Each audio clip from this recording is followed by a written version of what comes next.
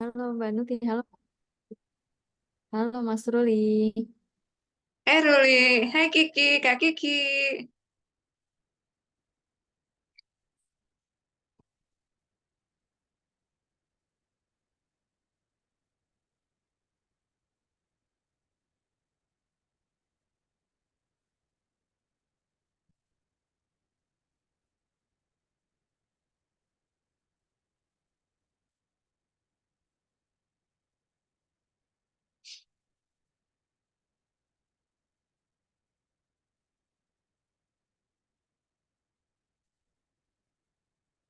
Sambil nunggu yang lain, Kak Kiki, Kak Ruli, Suaraku kedengeran, Kak.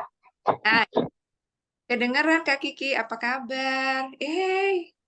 Hijau, aku merah, dirimu hijau. Agak Oke, sebentar. udah siap Kak Ini Kiki? nggak enak pakai ini earbud. Oh iya, Ah, udah aman? Man. Nah, oke, kita pembukaan dulu ya. Ya. Oke. Halo semua teman yang sudah ada, yang menyempatkan diri hari ini untuk datang ke webinar. Terima kasih banget. Ini webinar ini diadakan karena kita tuh penasaran ya sama Kak Kiki yang kita kenal sebagai blogger dan sekarang aktif di di bidang literasi. Kemudian saat berbincang-bincang kita tuh tahu kalau em, anak-anaknya Kak Kiki ternyata juga seneng literasi. Padahal anak-anak Kak Kiki ini adalah dari Gen Z dan Gen Alpha yang otomatis sekarang tuh bisa dibilang susah gitu untuk memegang yang namanya buku dan hal-hal semacam itu. Dan pada saat diulik lagi, ternyata mereka juga piawai sekali dengan gadgetnya. Nah, kita di sini ingin mendengarkan tips dan trik dan pengalamannya Kak Kiki, bagaimana menerapkan kehidupan sehari-hari agar anaknya itu bisa dibilang sebanding lah 50-50 dengan literasi dan teknologi masa kini. Udah aman ya Kak Kiki ya semuanya? Aman. Ya. Oke. Oke. Jadi bisa dimulai dengan pengenalan dulu dari Kak Kiki. Nah, Ya. Bismillahirrahmanirrahim. Dengar ya ya, suaranya jelas ya. amin. Assalamualaikum warahmatullahi wabarakatuh. Paham. Ah, Halo sore Kanuti, Linda. Udah lama nggak ketemu, berapa tahun ya? Ah, Teman lama. ternyata ketemu Kak Kiki amazing luar biasa gitu. Aku sekali. Kak Kiki, Terakhir yang di Blok M ya. Terakhir kalau nggak salah di Blok M ya. iya betul Itu sekali. jauh sebelum pandemi itu, jauh 2 tahun sebelum pandemi kalau nggak salah itu, Masya Allah. Dan kita udah lama sekali dan pas ketemu aku ngelihat dirimu dan anak-anakmu udah gede banget, Pangli. Dulu masih segitu. Aku aja sekarang kaget-kaget si kakak itu kan udah kelas, iya, si kakak kan udah kelas 2 SMA ya, SMP. Terus tahu-tahu nanti tahun ini tuh masuk kelas 3 ya kan. Waduh, bentar lagi SMA. Waduh, yang ini yang kecil masuk SMP gitu kan tahun ini. Jadi tuh kadang suka terkaget-kaget ya. Loh, kok cepet banget ya gitu. Kok cepet banget ya mereka itu kayaknya cepet gede gitu loh. Loh perasaan tuh kemarin baru nyusuin, baru apa ya? Baru nyuapin gitu loh. Kayaknya baru nganterin kelas 1 SD. Lah kok udah SMP, kok udah mau SMA gitu. Jadi ya gitulah kesibukan ibu rumah tangga. Oke, Tapi Kak Kiki masih aktif di perpustakaan, di bidang literasi semacam itu kan? nih, jadi gini teman-teman, terima kasih ya untuk kesempatannya. Ini amazing ya. Udah lama nggak ketemu Kanuti sama Linda juga, terus tahu-tahu Kak Kiki isi acara dong. Waduh, itu satu apa ya, satu penghargaan karena eh, sejak resign dari kantor dulu di rumah sakit MMC, saya itu memang sudah berikrar lah istilahnya dalam hati bahwa ya Allah tolong kasih saya kesempatan buat jadi penulis gitu, buat jadi pegiat literasi. Pokoknya tentang buku, tentang internet, saya itu kayak amazing banget gitu loh. Kayak orang mah seneng beli baju, beli tas atau beli sepatu, jalan-jalan gitu. Kalau saya pokoknya dikasih internet, handphone, laptop sama buku, udah anteng gitu sampai berbulan-bulan juga itu bakalan anteng. Nggak neko-neko yang aduh aku kepengen hangout, enggak. Jadi kayak mungkin memang Tuhan itu ngasih ngasih apa ya, ngasih eh, apa ya, bakat dan minatnya itu memang di literasi dan media gitu ya. Jadi sejak memutuskan untuk menjadi freelancer 2019 saya terakhir kerja jadi karyawan kantoran, itu memang eh, kayak roller coaster ya. Jadi ya tahulah kalau namanya freelancer pemula ya kan, itu juga awal-awal 2019 2000 itu saya belajar eh 2009 sorry 2009 2010 itu belajar menulis dan itu guru nulisnya itu ada di Bandung. Jadi setiap hari Sabtu pagi sampai malam saya ada di Bandung. Pulang lagi ke Jakarta itu Sabtu malam. Sabtu malam. Dan itu berlangsung selama 3 bulan. Itu yang offline ya. Kalau yang online saya belajar karena kan guru saya itu bolak-balik ya, karena ada proyek penerbitan. Jadi saya juga mengawal beliau untuk ketemu dengan klien.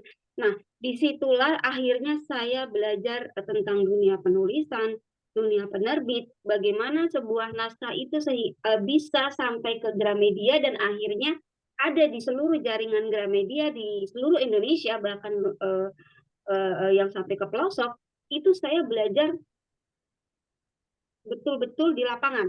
Jadi Ya. kalau tanya Mbak Kiki detailnya apa? Belum, karena saya baru baru, baru kuliah di umur yang segini, baru semester 4. Jadi ini juga pertarungan ya, pertarungan karena memang uh, mohon maaf sekali karena Indonesia itu masih memakai sistem bahwa titel itu nomor satu. Jadi waktu itu saya pernah dilamar oleh salah satu badan usaha milik Pemprov DKI itu sekitar Desember 2022. Nah, dari TV saya sudah masuk lolos nih. Wah, pokoknya udah langsung masuk gitu lah. Keganjalnya itu di titel. Nah, jadi dari terganjal di titel itu ibaratnya itu untuk yang kesekian kalinya saya sampai akhir oh udah nggak bisa nih. Ini harus udah dilanjutin lagi karena dulu saya waktu di rumah sakit MMC sempat kuliah juga sistem informasi tapi cuma semester 3.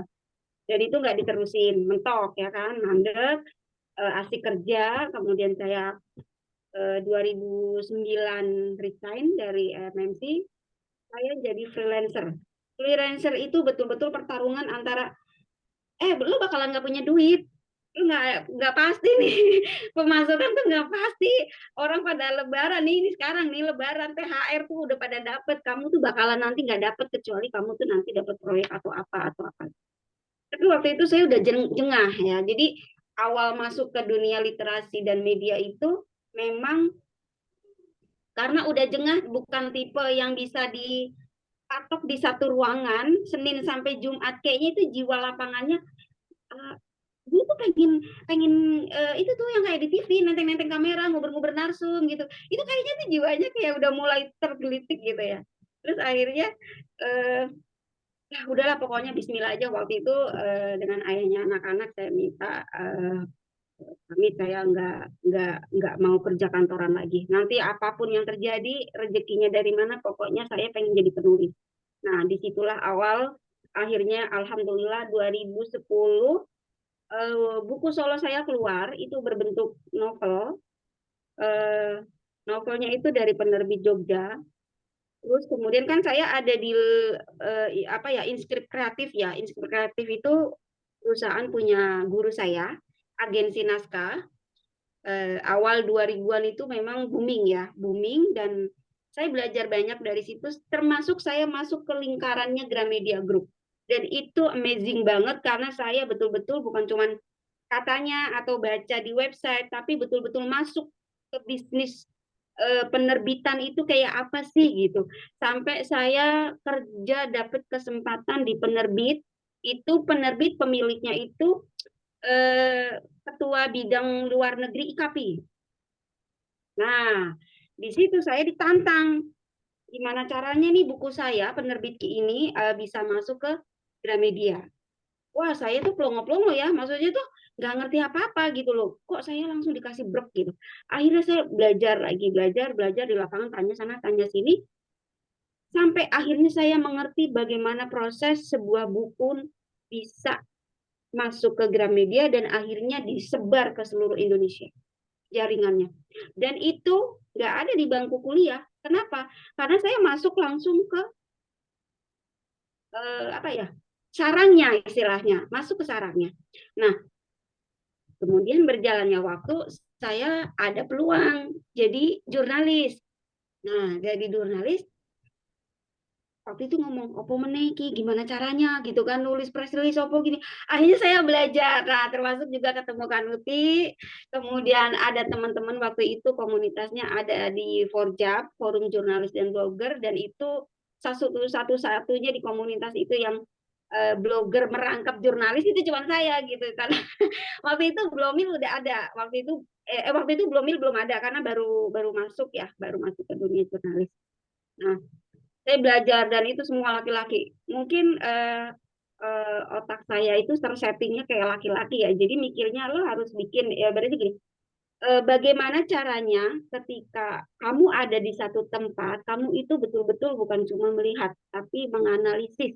Ini apa sih? Nah, dan ternyata saya tipenya tipe pembelajar di lapangan, termasuk juga buku. Jadi penggabungan antara buku dengan buku dengan internet itu betul-betul di lapangan. Itu awal masuk ke dunia literasi. Akhirnya 1 tahun jadi jurnalis, kemudian ada peluang nih di dunia blogger kan ya. Waktu itu kemudian menjadi apa, kan sempat masuk juga ke kopi, itu belajar dari Kak Arul juga. Jadi kopi itulah yang membentuk saya mengenal dunia blogger dan dunia media online. Oke, terus Kak Kiki juga sempat bikin punya sendiri ya kumpulan blogger yang bergerak di bidang jurnalis. Iya, betul. Itu namanya Blomil. Sebetulnya waktu itu sempat bingung ya, oh namanya lucu banget sih Mbak Kiki namanya gitu. Iya, soalnya saya tuh sempat bingung. Ini apa ya, namanya apa gitu kan. Pada waktu itu udah alhamdulillah dapet klien pertama salah satu produk susu gitu. Saya Ya, minta dong 10 blogger. Aduh, 10 blogger ini baru dibentuk, belum ada timnya. Bagaimana ini? Akhirnya saya pakai itu Facebook. Waktu itu kan awal media sosial itu pakai Facebook ya. Saya bikin pengumuman kan Uti. Butuh ya. blogger ini acaranya ini tanggal sekian, tempatnya di Central Park loh. Ih, langsung pada komen. Akhirnya tak filter kan, tak isi, tak pilih gitu, tak saring-saring siapa yang memenuhi syarat itu. Akhirnya alhamdulillah waktu itu saya belajar gimana tuh blogger, dunia penerbit, dunia jurnalis, bagaimana harus berita. Itu pengalaman di lapangan itu benar-benar yang kayaknya memang tipe yang senangnya itu nenteng kamera dan masuk ke waktu itu sempat meliput demo ya, demo SPJI Serikat Pekerja Jakarta Internasional pelabuhan ya, pelabuhan. Jadi waktu itu ada kasus dan tim blogger saya juga masuk untuk buzzer ya. Waktu itu kan lagi trendingnya buzzer ya. Jadi di situ saya banyak belajar bahwa literasi itu luas sekali. Luas sekali. Jadi tidak bisa dipahami bahwa literasi itu hanya sekedar membaca dan menulis. Karena skopnya literasi itu luas. Ada literasi digital, ada literasi media, kemudian dan banyak lainnya. Itu ternyata ketika saya mencoba untuk menggabungkan buku dengan internet dan termasuk di dalamnya media sosial, ternyata ini bisa membentuk semacam pola pendidikan ya, panduan pendidikan untuk anak-anak gitu. Karena kebetulan anak saya kan udah mulai mulai tambah umur, saya juga memang dari kecil mereka itu sudah dicekoki oleh buku gitu. Itu salah satu yang kenapa saya sekarang banyak kampanye, istilahnya di kampanye ya, kampanye di media sosial, dan termasuk pada saat saya mengajar ekskul jurnalistik di SMP, itu saya membawa paduan, jadi antara internet dan buku. Ketika kemudian salah satunya ini dihilangkan atau karena tidak suka, ini nanti akan terjadi ketidakseimbangan. Oh, Karena iya, itu. iya, oke. Nah, ya Kak Deti, Iya, lanjut Kak. Sorry. ya. Nah, saya punya dua putri ya, namanya Naila, itu sekarang kelas 2 SMP, dan Nadia kelas 6 SD. Nah, awal ya, SMP dan SD ya. ya SMP dan SD, dan dua-duanya itu perempuan. Jadi awal bagaimana mereka bisa menjadi anak yang kutu buku sampai sekarang, itu awalnya karena gini, saya kan sudah tahu ya bahwa ketika mengandung sedang hamil, itu anak dianggap dia itu seolah-olah sudah ada. Jadi anak itu kan secara teori apa ya kedokteran dan parenting itu kan anak sudah bisa mendengar ya suara-suara yang di luar. Jadi misalnya nih, mohon maaf, kalau orang tuanya sedang ribut, bertengkar, atau ada suara-suara keras yang makian, bentakan, atau mungkin ada suara orang mengaji, atau mungkin ada suara orang musik, apa dengerin lagu musik ya, itu anak menyerap. Nah, jadi karena sudah tahu jauh sebelum saya menikah, saya harus memperhatikan kehamilan. Jadi begitu ketahuan hamil, saya itu nganggap saya itu betul-betul kalau pas lagi mau ngapain ya, misalnya saya bangun tidur, alhamdulillah, ayo adek kita beres-beres rumah dulu gitu. Ayo adek kita masak, mama mau masak dulu, mama mau nyuci dulu gitu. Jadi eh, itu terus, jadi kayak saya ngomong terus sama anak. Terus kemudian ketika sore sampai menjelang tidur, saya kan udah pekerjaan rumah tuh udah ini ya, udah selesai. Terus saya ambil buku. Waktu itu buku terbitan Mizan. Ada bukunya tebel ya untuk playbook itu yang untuk anak-anak TK dan PAUD. Eh, saya bacain. Jadi tangan kiri megang bukunya, tangan kanan ngelus-ngelus perut saya. Jadi saya bacain dengan read aloud, suara nyaring, sambil tangan kanan itu ngelus-ngelus perut. Jadi saya menganggap anak saya ini lagi baca, apa lagi dengerin. Nah, ternyata ketika 9 bulan itu dilakukan, begitu dia lahir, tetap saya bacain. Pokoknya kalau mau tidur ya sebetulnya kalau logikanya kan, ya ampun anak bayi mana ngerti sih dibacain buku gitu ya. Kan kalau orang yang nggak ngerti literasi pasti akan berpapan ilmu. Uh, jujur kalau waktu itu ada kamera tersembunyi itu mulut saya benar-benar kayak yang kalau lagi tokohnya misalnya kelincinya lagi melompat, saya benar-benar ngelompat gitu, gitu. Jadi tangannya itu ikut ikut berekspresi gitu. Nah, waktu itu sempat ketawa juga ya. Oh, gue kayak orang inian ya gitu. Gue ngomong sendiri, baca sendiri, ketawa sendiri gitu. Nah, ternyata seiring bertambahnya usia, mereka itu benar-benar jadi apa yang dikatakan oleh kedokteran dan para ahli parenting baik dalam dan luar negeri itu ternyata betul. Betul apa yang sudah diterapkan itu anak yang ketika dari dalam kandungan sampai lahir dia mendengarkan ibunya atau keluarganya membacakan cerita itu ternyata berpengaruh kepada komunikasi verbal. Komunikasi verbal, kemudian termasuk komunikasi secara tulisan. Jadi ketika mereka sudah mulai duduk sore nih misalnya atau pagi, jadi jadwalnya tuh saya setelin YouTube. Tapi YouTube-nya itu yang lagu anak-anak. Lagu anak-anak itu ada yang bahasa Indonesia, ada tapi lebih banyak bahasa Inggris. Ya kan? Karena kan di YouTube ya. Nah, jadi mereka saya sebarin mainannya di lantai, matanya sambil inian, tapi saya sambil nyuapin. Jadi ketika ada lagi nyanyi-nyanyi, ya mungkin dari sisi kesehatan ada yang protes, kalau makan ya makan, kalau nonton nonton. Tapi saya melihat bahwa mungkin karena saya sendiri orang yang multitasking, jadi nggak bisa kalau cuman kayaknya kok kesannya kaku gitu waktu itu mikirnya kan. Pokoknya dia menangkap suara dari TV, dari YouTube, makan secara nutrisi dia masuk. Terus kemudian saya sambil ngomong sama mereka, iya itu ada berapa? Oh itu ada 5. Ini berapa 5 tangannya? Jadi semuanya tuh gerak. Tangan saya nyuapin, tapi sambil tangannya itu gerak. Jadi kayak memang benar-benar kayak guru PAUD gitu. Nah ternyata, jadi kan waktu itu saya punya lemari kayu ya, kayu kecil. Itu kalau nggak salah ada 4 tingkat. Itu buku-buku saya mulai isi buku-buku. Nah dari situ ternyata ketika mereka mulai masuk SD, sebelum mereka masuk SD, mereka sudah bisa membaca dan menulis.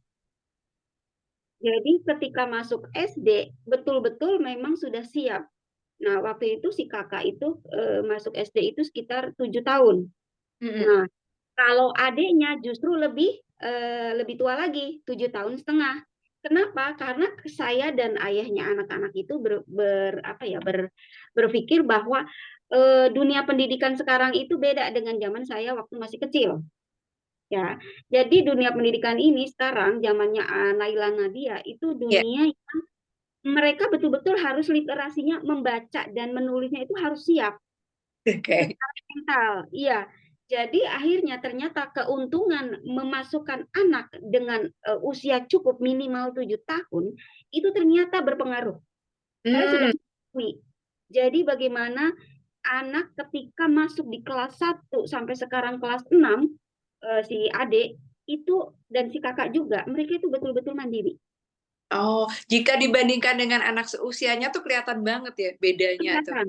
Nah, yang si adik ini yang SD justru malah dia satu angkatan itu ada 3 kelas, dia sekolahnya di SDS Kartika ya di Kramat Jati.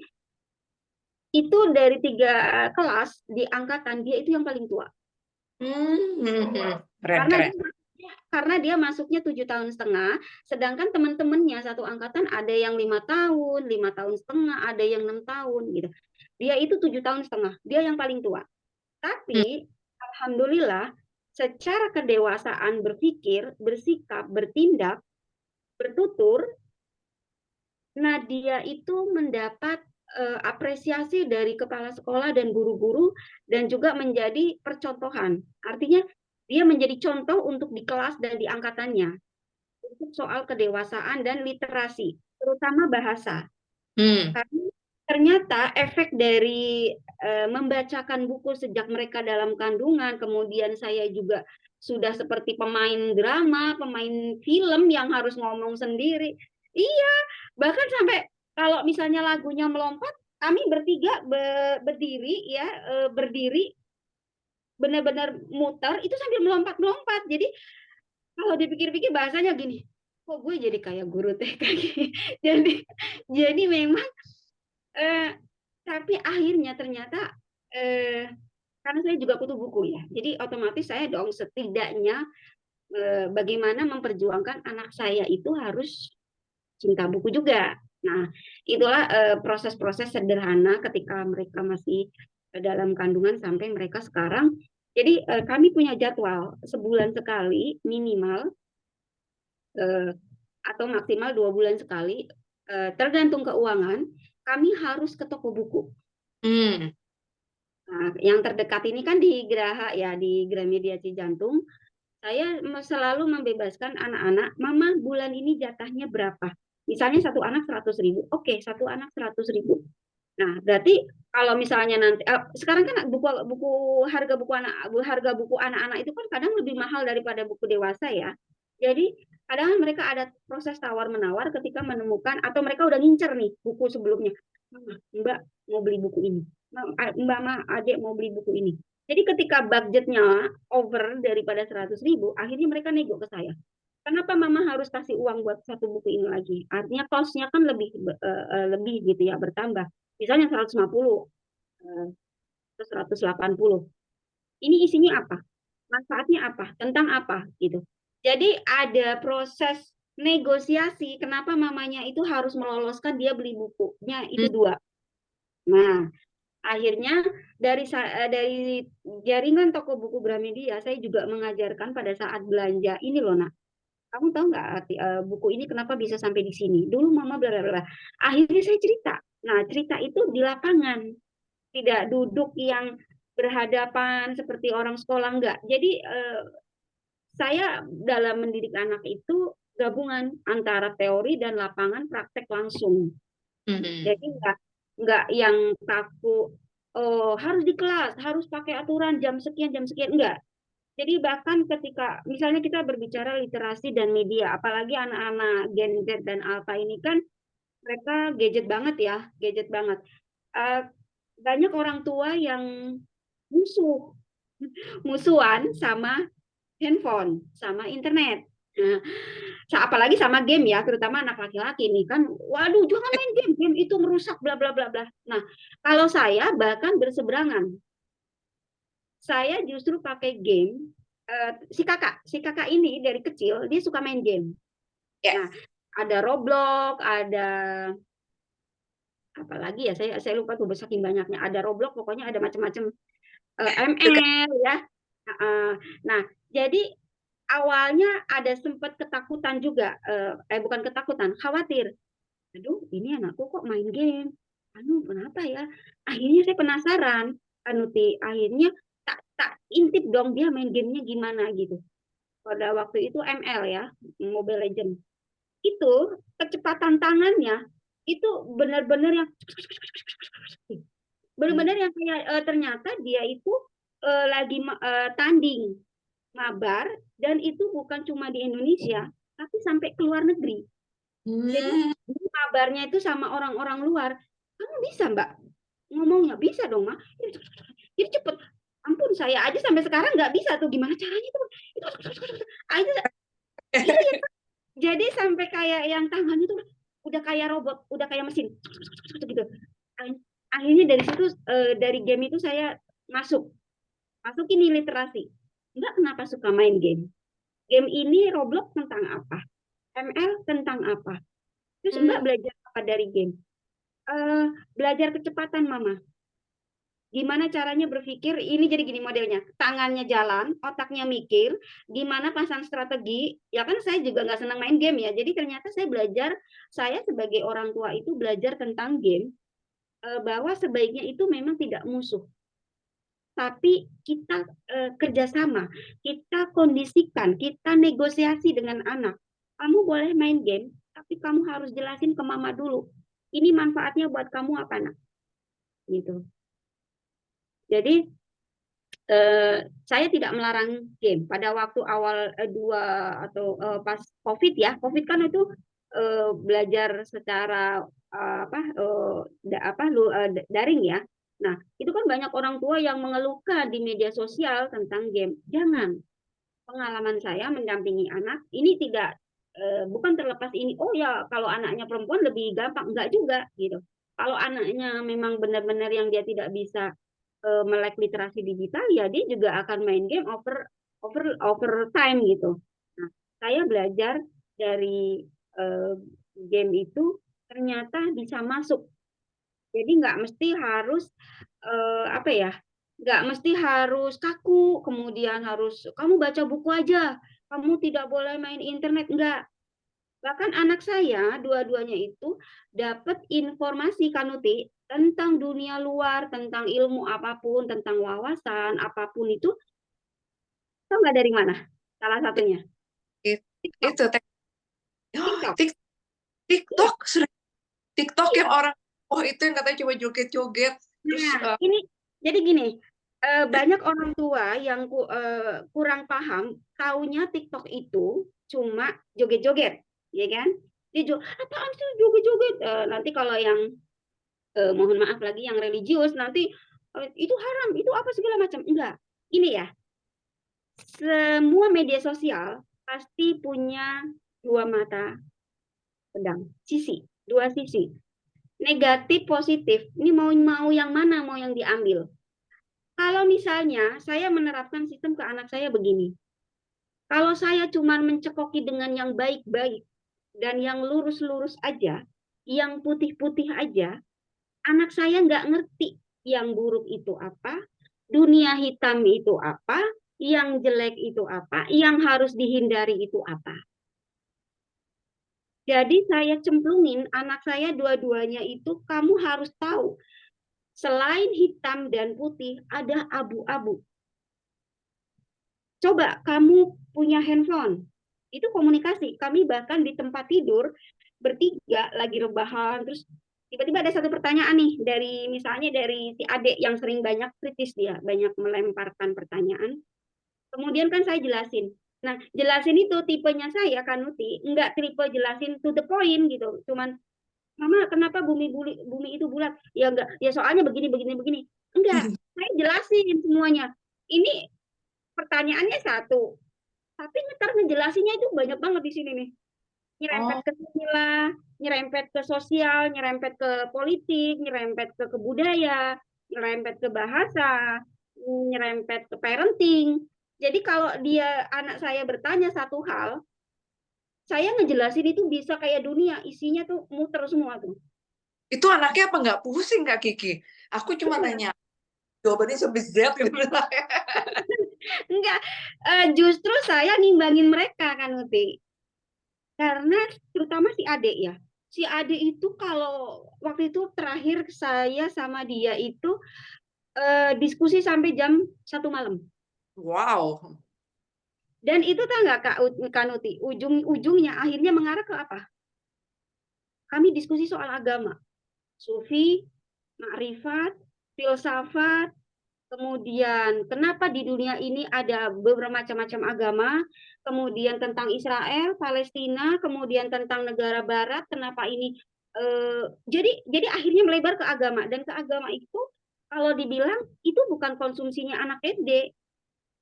Itu anak SD loh Kak Kiki, dan pembahasanmu tuh udah ibaratnya layaknya seperti orang dewasa, tapi disederhanakan untuk anak-anak. Itu berat Ya, loh Kak. itu bahasanya disederhanakan. Jadi kalau saya Kanuti itu apa ya, nggak cuma sama anak, tapi di murid saya ketika menjelaskan sesuatu saya selalu pakai perumpamaan dan Hmm. contoh. Jadi tidak textbook misalnya gini, literasi adalah kemampuan untuk membaca. Enggak, saya pakai perumpamaan sama pakai contoh.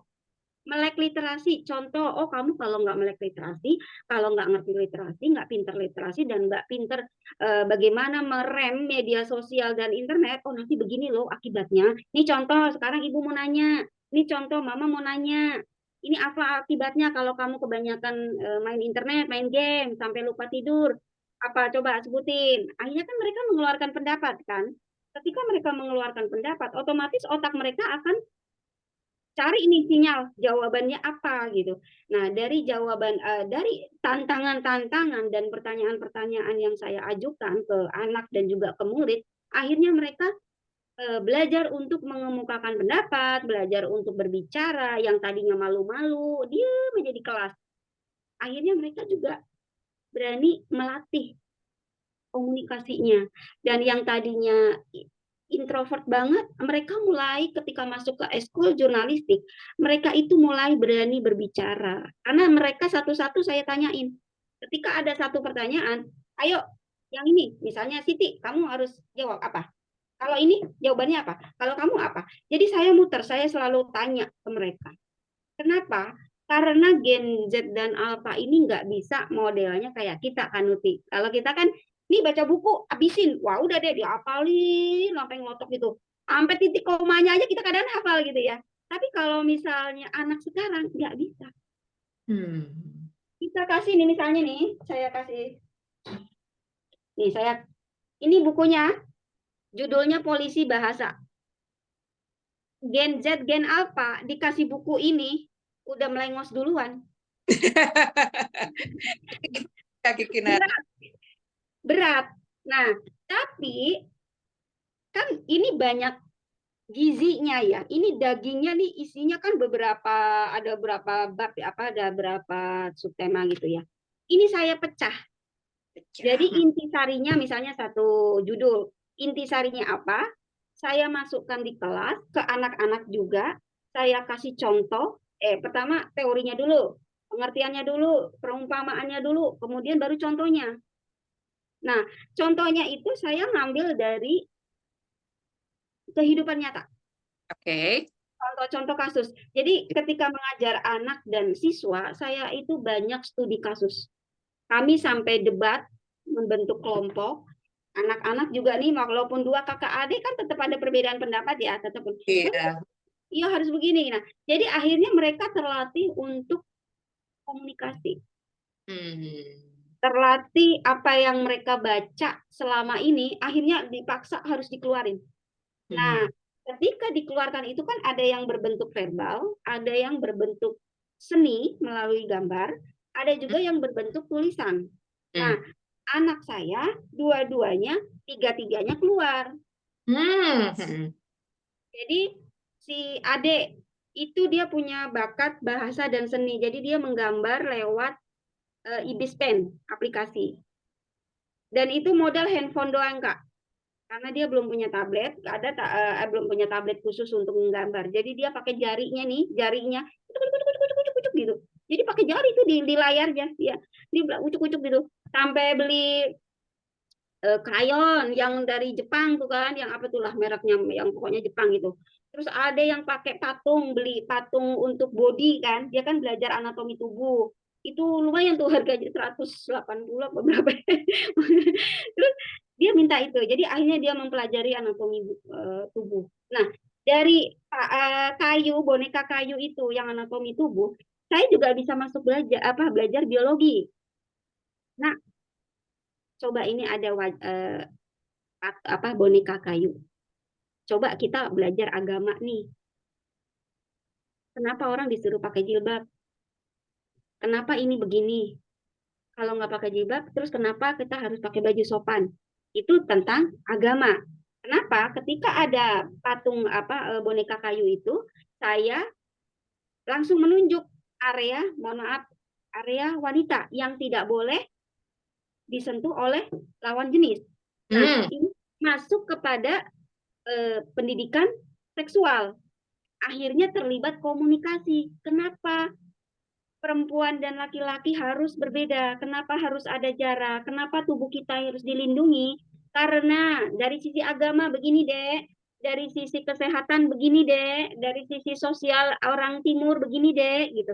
Jadi ketika menerangkan, pertanyaannya satu, dua, jawabannya bisa 2 jam.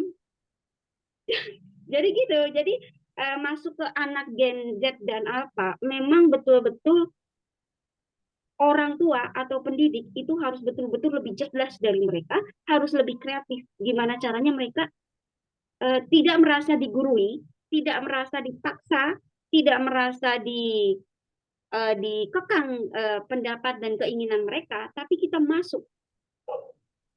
masukin ilmu, masukin wawasan, masukin apa aja.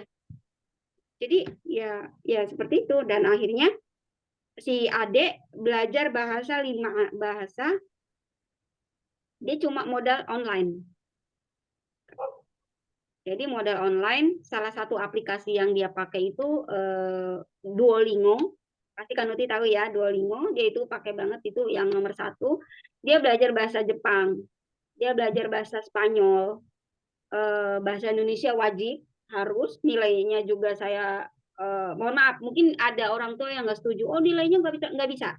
Untuk bahasa Indonesia, saya menerapkan standar tinggi untuk 2 anak saya. Kenapa? Mamanya guru bahasa Indonesia, guru ekskul jurnalistik, masa anaknya nilainya 50, kan malu kan gitu. Nah, ternyata proses belajar pembacaan buku sejak mereka dalam kandungan itu mendukung sekali serta tingkat literasi digital mereka itu tinggi. Hmm. Dan Waduh, keren banget Kak. Aku sampai merinding. sampai si Ade itu akhirnya yang kemarin aku kasih lihat ke Kanuti ya, dia bikin puisi itu kata-katanya ada cuplikan-cuplikan dari bahasa Sanskerta. Iya, aku sampai merinding. Iya, Aku saya sendiri tidak belajar bahasa Sanskerta secara khusus ya, puisi secara khusus, karena saya lebih ke general, lebih ke jurnalis, lebih ke artikel gitu, dan buku. Ternyata dia itu menemukan minatnya itu mempelajari bahasa Sanskerta. Jadi dia cuplik, dia belajar, oh ini artinya ini. Dan itu belajar sendiri kan, Uti. Karena saya nggak, ibaratnya gini, waktu 24 jam saya itu nggak bisa plek harus mendampingi anak benar-benar yang di samping dia gitu, karena saya juga kan harus sebagai kepala keluarga, saya juga harus mencari rezeki gitu kan, jadi saya tinggal, kadang saya tinggal ngajar, liputan dan segala macam. Jadi untuk membantu saya sebagai orang tua meninggalkan pendidikan terbaik buat anak-anak, saya pakai buku, saya pakai internet, saya pakai handphone mereka, saya pakai laptop ada di rumah dan komputer satu lagi desktop layar. Jadi mereka terbiasa melihat buku di ruang tamu saya, itu buku isinya semua buku, dua lemari plus ada yang di lantai, kemudian ada laptop dan layar desktop juga ada.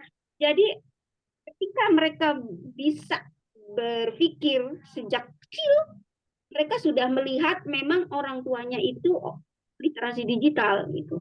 Orang-orang digital yang memang satu kutu buku dan kedua memang wilayah kerjanya itu di bidang digital media. Hmm. Dan yang penting adalah Kak Kiki membawa semua ini ke pekerjaan dan lain-lain itu diperkenalkan ke anaknya sedari kecil, diterapkan juga ke anak-anaknya sehingga mereka terbiasa. Sehingga pada saat Kak Kiki menunjukkan puisi kemarin itu, saya sebarkan juga ke tim, pada kaget loh Kak Kiki. Nanti Ya, minggu depan rencana kita bisa ngobrol dengan anaknya Kak Kiki ya, juga dengan salah satu Kak iya, Kiki. Mungkin bisa disambung lagi tadi, maaf kepotong. Soalnya iya. aku ini Jadi kalau puisi itu dia gini, kalau si Ade itu duplikatnya aku Kak Kiki apa Kak Nuti. Kalau si kakak duplikat ayahnya. Nah, hmm, ayahnya itu programmer. Programmer, orang IT lebih ke otak kiri kan ya. Kalau saya lebih kecenderungannya otak kanan. Nah, eh, si kakak itu memang tidak menulis puisi. oke. Dia tidak, yang menulis puisi hanya untuk konsumsi dia, tapi tidak seperti adiknya yang langsung dipublikasikan. Ya.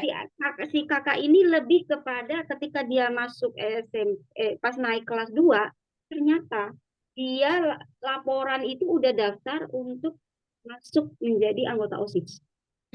Jadi dia juga aktif di OSIS Ya, bidang jurnalis, bidangnya itu dia ditunjuk oleh wali kelasnya itu bidang bahasa dan seni. bahasa dan seni. Oke. Nah, jadi ternyata OSIS ini juga bisa dipakai loh sama orang tua buat diskusi. Ini gini, keluarga saya menerapkan diskusi itu nomor satu. Nggak mesti harus di ruang belajar, di sekolah atau apa. Bahkan kami rebahan nih bertiga, keruntelan aja di keruntelan di kasur. Kami tuh bisa diskusi yang sampai jam 12 malam. Karena apa? Karena dari satu topik bisa masuk kemana-mana dan memang orang tua itu harus ya kalau kita anak bertanya kan kita harus bisa menjawab ya. Kalau misalnya harus wawasan juga bertambah. Nah, otomatis kalau misalnya orang tua harus bisa menjawab dari mana? Baca buku kan? Ya, kalau Ya misalnya kan? Kak Kiki nggak bisa jawab, biasanya bilang apa tuh? Nah, biasanya kalau ada yang nggak jawab bisa jawab, saya biasanya begini. Mama kayaknya baru dengar deh, misalnya kayak apa ya? Terus Smack. terang. Ya, terus terang, kayaknya Mama baru dengar deh tadi tadi dia sempat nanya, Mama arti smekel itu apa? Oh, iku smekel, Mama baru dengar itu bahasa mana? Bahasa slang lagi gitu kan? Kata kan nemunya itu bahasa kata-kata yang kata-kata slang yang anak muda itu memang dari TikTok. Oh Nah, iya, lagi kan tadi ya. iya, dari TikTok. Jadi dia belajar sejarah dari TikTok. Dia belajar tentang dunia dari TikTok. Dia mau cita-citanya itu pengen dapat beasiswa ke Jepang dari kelas 2 SD loh Kak Kanuti ini. Ini dari kelas 2 SD dia bilang, "Mama, aku pengen ke Waseda." Itu anak kelas 2 SD. Saya waktu itu nangis. Saya mikirnya begini, ya Allah nak, mamamu bukan orang kaya, gimana ini ya Allah. Akhirnya kan belasnya, waduh, kasih semangat dong ke dia. Kita cari beasiswa ya, kita cari beasiswa. Caranya beasiswa itu, dia harus bisa bahasa Inggris. Pertama, yang kedua bahasa Jepang. Akhirnya karena secara keuangan saya juga ya mohon maaf, dibilang miskin dia nggak mau juga, dibilang kaya yang nggak juga, jadi kan serba nanggung. Pokoknya ya harus Ya, berjuang. berjuang gitu. Akhirnya sejak kelas 2 SD itu saya dan dua anak saya itu berburu informasi beasiswa kan Uti. Jadi ya emang sih masih jauh ya, emang masih jauh. Tapi saya pakai ini untuk apa? Menumbuhkan semangat mereka. Saya ngomong berbusa-busa, buku sampai satu ruang tamu, buku sampai 2 lemari, bahkan ada yang di lantai. Saya mau bawa mereka ke Gramedia 1 bulan sekali sekalipun, ngabisin duit berapa ratus ribu sekalipun, itu nggak akan berguna kalau si anak itu sendiri belum tumbuh kesadarannya. Jadi yang harus disentil itu kesadarannya dulu, Kak Nuti. Kenapa kamu harus baca buku, nak? Kenapa saya harus baca buku? Kenapa saya harus belajar? Kenapa saya harus rajin? Kenapa saya harus punya visi misi cita-cita? Gitu. Jadi uh, salah satu yang saya tekankan ke mereka, adek mau ke Waseda kan? Oke, kamu dari kelas 2 SD loh dek, kamu udah nanam cita-cita ini. Insya Allah langit ini sudah mendengar, semesta sudah mendengar, malaikat sudah mendengar, kami nanti sampaikan ke Allah. Sekarang adek berjuang, bukan cuma berjuang doa dan sholat saja minta sama Allah, tapi kamu juga harus dari diri kamu dek, seberapa tangguh kamu dek, Mbak juga seberapa tangguh kalian itu harus bisa meraih cita-cita kalian, gitu. Sekarang Mama sebagai pendorong dan pendamping. Tapi keputusan kalian sukses atau tidaknya itu satu, jalur langit, yang kedua kalian sendiri. Nah, akhirnya Kanuti, alhamdulillah, saya aja kadang suka ngerasa saya, kok anak gue lebih pintar bahasa Inggris ya gitu. Jadi eh, ada buku di rumah bahasa Indonesia, bahasa Inggris, ada bahasa daerah termasuk bahasa Jawa ya tentang Hono Coroko. Saya juga sampai beli di Gramedia. Ono Coroko Doto Sowolo Moto Botongo gitu. Mereka memang tidak mendapatkan itu di sekolah, tapi akar budaya mamahnya itu Jawa. Kamu harus ngerti akar kamu itu budaya Jawa. Jawa itu nak, karena bahasa itu bisa melebar kemana-mana. Saya jelasinnya ke anak-anak seperti itu. Kamu mau jadi astronot, perlu bahasa. Kamu mau jadi ahli matematika, harus ngerti bahasa. Nah, jadi dari situ saya pakai, pokoknya karena sudah tahu bakat minat anak saya di bahasa dan seni, saya pakai itu untuk mendorong bakat minat mereka. Dan alhamdulillah terakhir itu awal bulan Maret, saya ngetes si adik yang SD. Saya lempar pertanyaan, tapi dalam bahasa Inggris. Dia jawab bahasa Inggris. Lempar lagi pertanyaan, dia jawab lagi bahasa Inggris. No, no, no, no. You can explain bla bla bla bla. Pokoknya kayak gitu dah. Nggak tahu grammarnya benar apa enggak. Pokoknya. Dulu Kak Kiki. Iya, pokoknya yang penting ngomong dulu. Itu pada waktu itu saya sampai bengong begini. Dia itu Kak lancar. Nanti Kanuti bisa nanya deh ngetes dia. Jadi dia itu bisa lancar. Iya. Dia itu bisa lancar ngomong yang menjelaskan. Kan gini kan, aku kan baca-baca tuh ya kalau ada loa ya kan, loanya ya untuk dapat beasiswa harus dia bisa esainya dalam bahasa Inggris. Kamu harus jelasin kenapa kampus atau universitas di luar negeri itu harus kasih kamu beasiswa. Aku brainstorming dong ke anakku itu.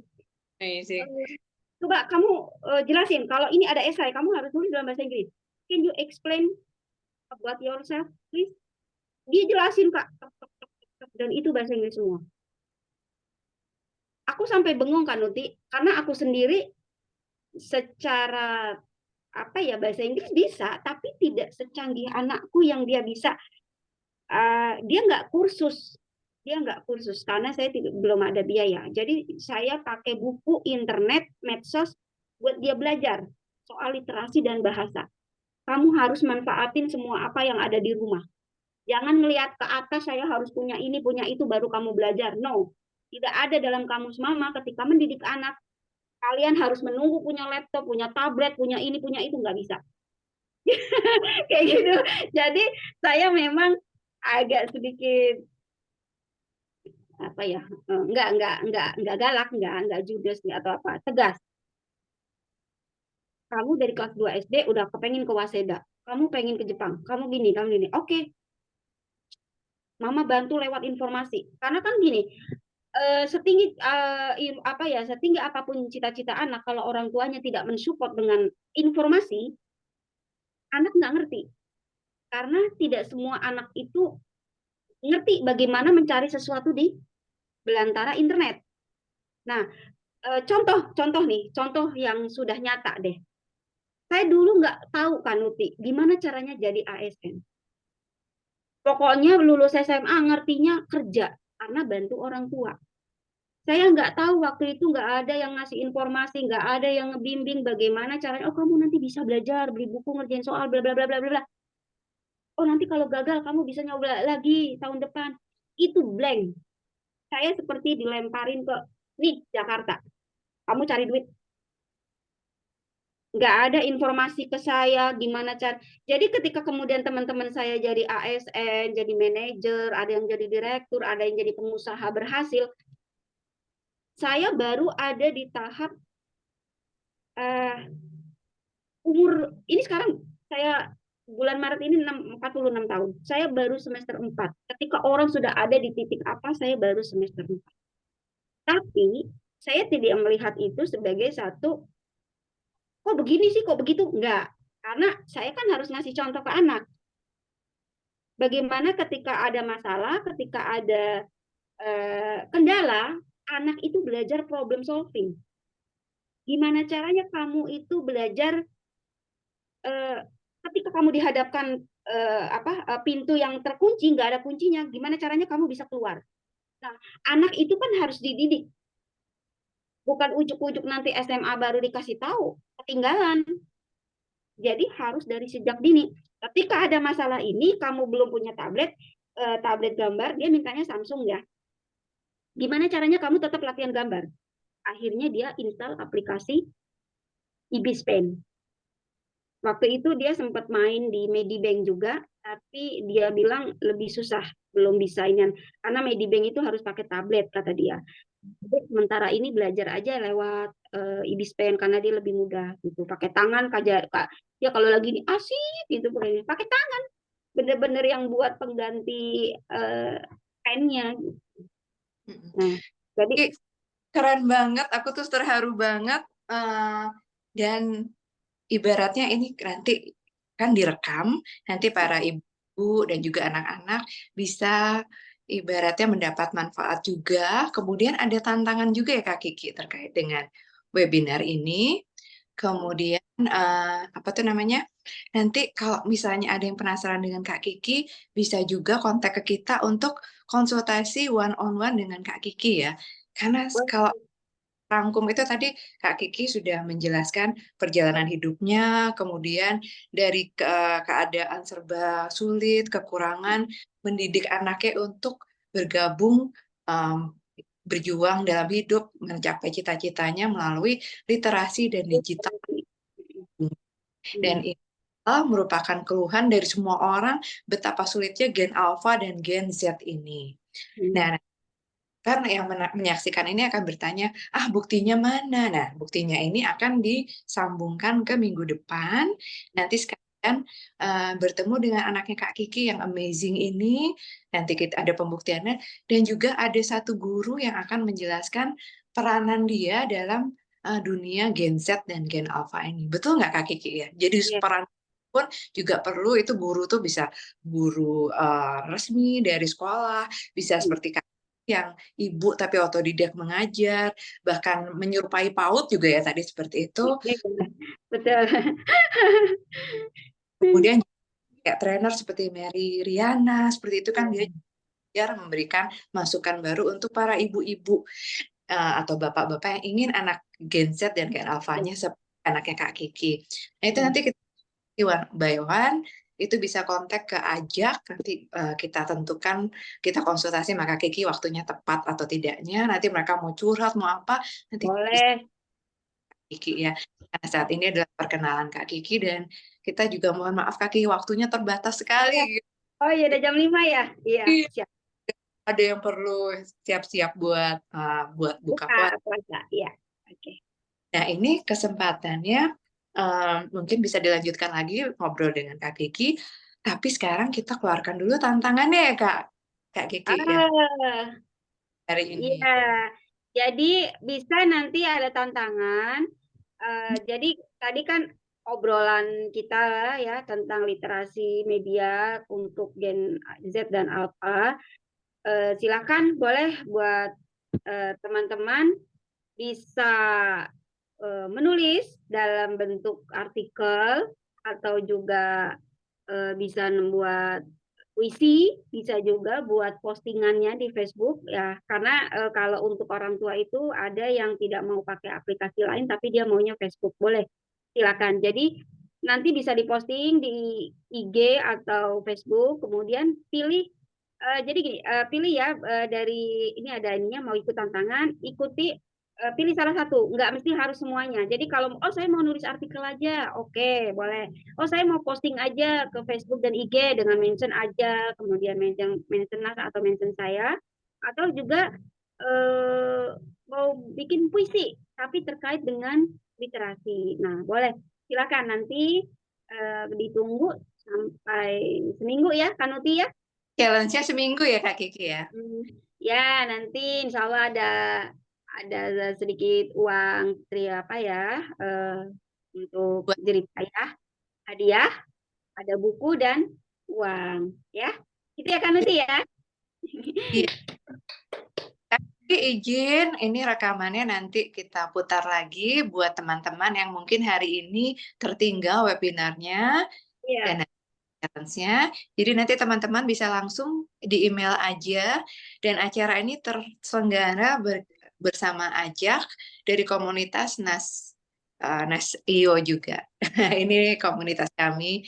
Silahkan ya, kalau karena ini adalah komunitas yang global, internasional, dan kita juga bagian dari, mungkin ada yang kenal sama Nes Daily. Nah, Nes Daily ini iya.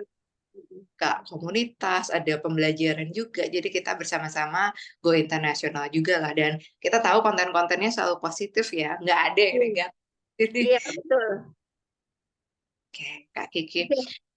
Ini Kak Kiki terima kasih sekali waktunya, dan Ibu juga bagi semua yang nanti menyaksikan rekaman itu atau ikut serta hari ini, yang ikut mau one on one konsultasi dengan Kak Kiki, karena kita udah dengar sendiri tuh perjuangan Kak Kiki ini tidak mudah loh.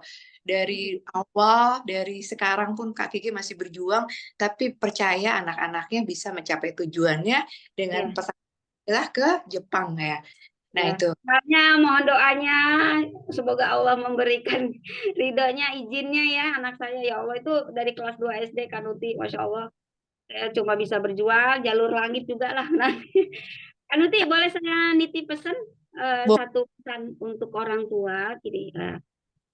Eh, ada yang dalam agama Islam itu orang tua mendidik sesuai dengan zamannya anak-anak.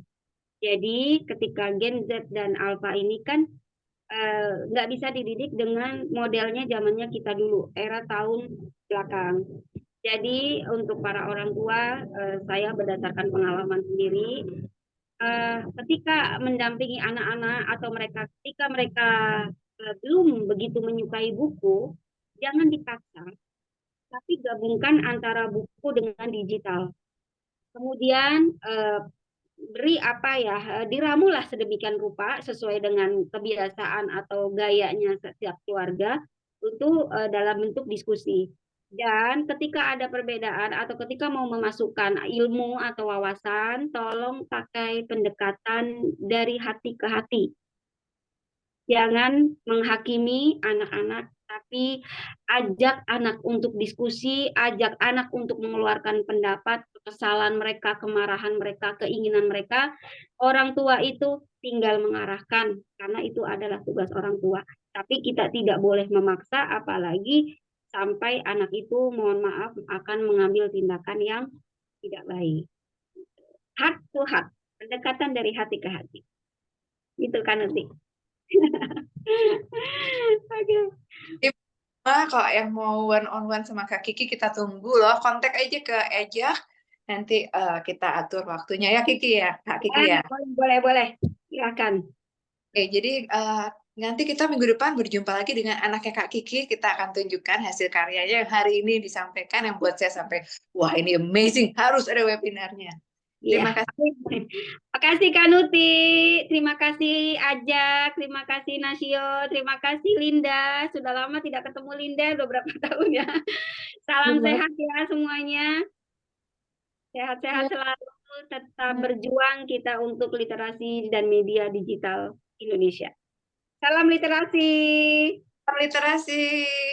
Foto bareng dulu mungkin ya. Iya, foto-foto boleh, boleh, boleh. Ya, oke.